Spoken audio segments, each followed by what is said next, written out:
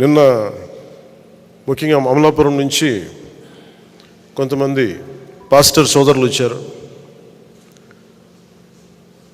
నన్ను అడిగింది, మీరు కూర్చోబెట్టి బీజేపీతో ఉంటారు కాబట్టి మీరు మైనారిటీలను ఎలా చూస్తారని మాట్లాడుతూ ఉంటే వారికి స్వయంగా ఒకటే చెప్పాను,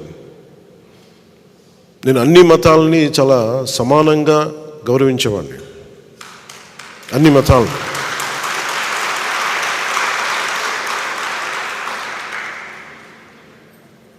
సెక్యులరిజం అనే పదానికి నేను కొన్నిసార్లు మాట్లాడుతున్నప్పుడు అందరూ ఏం అలవాటు చేస్తామంటే గత 7 దశాబ్దాల పై చిలుకులో సెక్యులరిజం అంటే కేవలం ముస్లిం మనోభావాలు మనోభావాలు దెబ్బతింటేనే మాట్లాడాలి, క్రైస్తవుల మనోభావాలు దెబ్బతింటే మాట్లాడాలి, హిందువుల మనోభావాలు దెబ్బతింటే మాట్లాడకపోవటమే సెక్యులరిజం అనే ఒక రాంగ్ డెఫినేషన్ తీసుకున్నాం. సెక్యులరిజం అంటే ఏ మతానికి, ఏ కులానికి, ఏ వ్యక్తికి అన్యాయం జరిగినా, అకారణంగా దూషించినా అది సెక్యులరిజం స్ఫూర్తికి విరుద్ధం. అది ఆ నేపథ్యంలో నేను మాట్లాడినప్పుడు కొన్నిసార్లు నేను పిఠాపురంలో హిందూ దేవాలయాలు అపవిత్రం చేస్తే దాని గురించి మాట్లాడినప్పుడు నేను వారికి చెప్పాను, నిన్న క్రిస్టియన్ పాస్టర్ల మీటింగ్లో చెప్పిన మీకు పంచుకుంటున్నాను. అలాగే నేను చెప్పింది ఏంటంటే, ఇది నేను హిందూ దేవాలయాల గురించి అపవిత్రత గురించి మాట్లాడుతున్నప్పుడు, ప్రభుత్వం చర్యలు తీసుకున్నప్పుడు నేను ఇది దోషులను పట్టుకోండి అంటే నేను హిందూ మతాన్ని వెనకేసుకు రావడం కాదు, ఒక అపవిత్రం చేసిన వ్యక్తుల్ని శిక్షించమని అర్థం. అలాగే ఒక చర్చి మీద దాడులు జరిగితే మొట్టమొదటగా స్పందించేది జనసేన, పవన్ కళ్యాణ్ అవుతారు. నేను వారికి చెప్పింది ఏంటంటే, నిజంగా నేను గౌరవం చూపించాలి.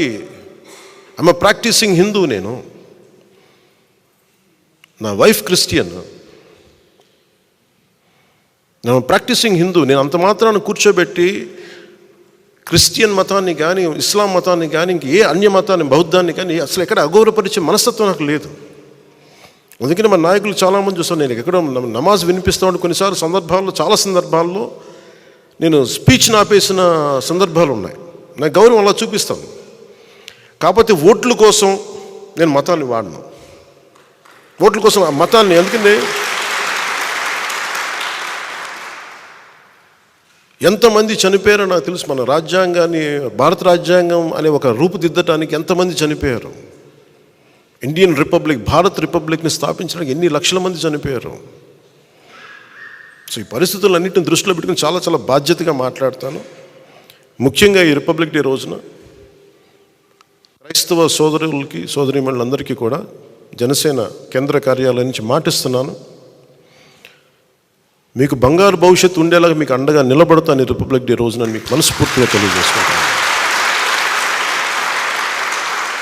అలాగే ఇస్లాం పాటించే మన సాటి భారతీయులందరికీ కూడా ప్రపంచంలో ఎక్కడా లేనంత సహృదయత మన భారతదేశ సమాజంలో ఉంది. మీకు చిన్నపాటి నష్టం వచ్చినా, కష్టం వచ్చినా, ఆర్థికపరమైన ఇబ్బందులు వచ్చినా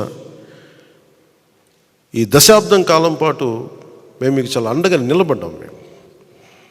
మొన్న ఒకరు మాట్లాడుతూ, నువ్వు రామాలయానికి మీరు 30 లక్షలు ఇచ్చారు, మీరు హిందూ పక్షపాతిలాగా అని మాట్లాడితే నేను చెప్పాను, నేను 25 లక్షలు మన మస్జిద్లు కూడా ఇచ్చిన ఆ విషయం ఎందుకు మర్చిపోయారు మీరు అని.